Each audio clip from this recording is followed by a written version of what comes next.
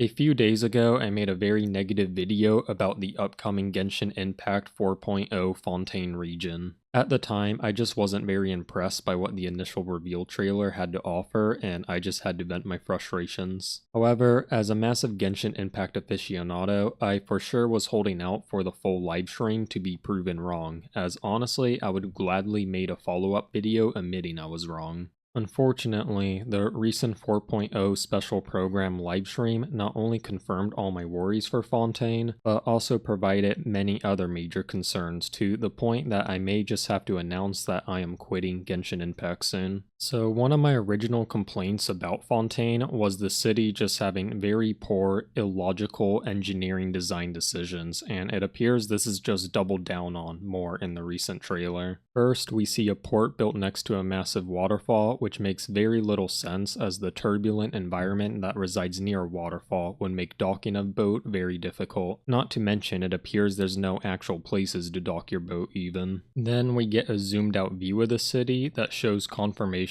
that the water transport bridge is indeed one way only, as I speculated before. In the livestream, we see shots of the traveler heading into the city and then out of the city, which means literally only one boat can operate on this transport line at a time. Not to mention, these boats are shown to move lethargically slow in the trailer. It's basically a somehow even less efficient version of Elon Musk's Las Vegas Hyperloop, which is embarrassing for a so-called futuristic city. And another thing I noticed is that these bridges are hilariously built out of stone, which can be deduced by looking at the city's erosion here. And given this, I think most logical people will be annoyed at how the support of the bridge makes zero sense. Like honestly, this lack of support wouldn't work on a regular bridge made out of stone even, let alone a bridge carrying water, which is a very heavy substance. Lastly, unrelated to the city's engineering, I was curious how such a massive waterfall existed on the Fontaine border in the first place, given Fontaine's in-game location seemed pretty closed off from a water stream. But I guess being charitable, we can say that Port Ormos here may be a plausible point from where all this water is arriving from. However, when I followed that stream up on the map to this location in-game, we see that there actually exists a waterfall flowing back into Sumeru, when we would expect a waterfall departing Sumeru. And this basically is confirmation that Hoyoverse is just putting very little care into even making the geography of the game make an inkling of sense anymore. I'm going to just draw this out to show how ridiculous it is. So first we have Fontaine with its magnificent waterfall we see in the trailer. Then between Sumeru and Fontaine we have a massive sprawling lake. So what we would expect is for Sumeru to flow water into Fontaine, which is the source for its border waterfall.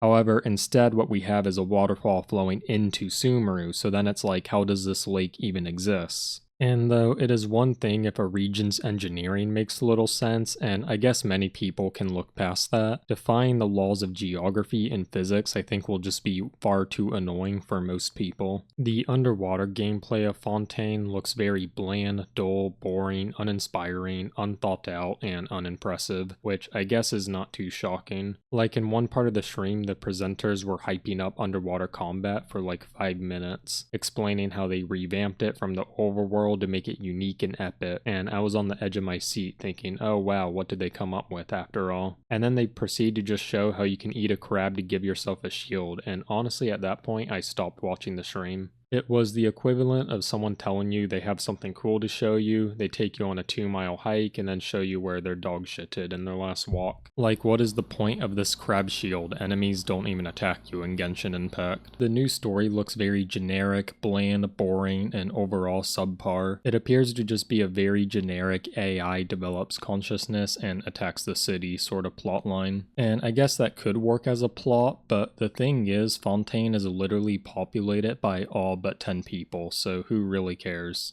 Like, tried to go through the entire livestream and point out more than 10 distinct Fontaine civilians to me. You just can't. Like, there is one scene where the ruler of Fontaine is giving what I think is supposed to be an inspiring speech to his people, but then the camera pans out and it's like, who is this guy talking to? Also, unfortunately, it's confirmed that Paimon will continue living in the story, as we see her in what appears to be a climatic scene in the story where these two hoes battle each other. So really, our only hope is that this hoe slices Paimon in two, which I personally do not see happening.